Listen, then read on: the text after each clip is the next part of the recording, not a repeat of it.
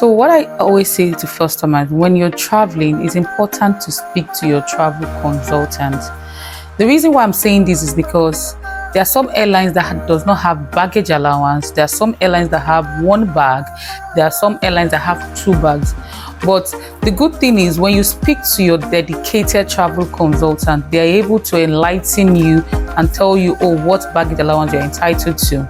In Travelbeta, for example, when you make a reservation from the website, we have our travel consultant that gives you a call immediately, letting you know what you're entitled to.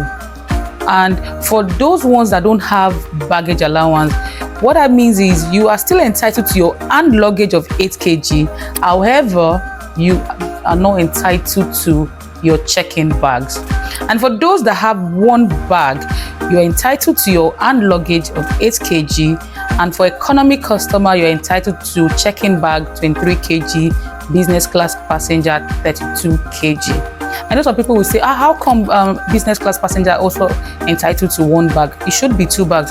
It used to be like that, but now the airlines have introduced cheaper fares on business class, and that's why they are saying, okay, you can still fly business class, but in a cheaper amount, but then you will do one bag.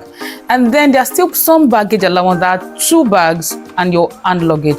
The two bags is 23 kg for economy, two bags, check-in bags with your hand luggage still 8 kg, business class passenger 8 kg hand luggage, and then check-in bags 32 kg, two bags.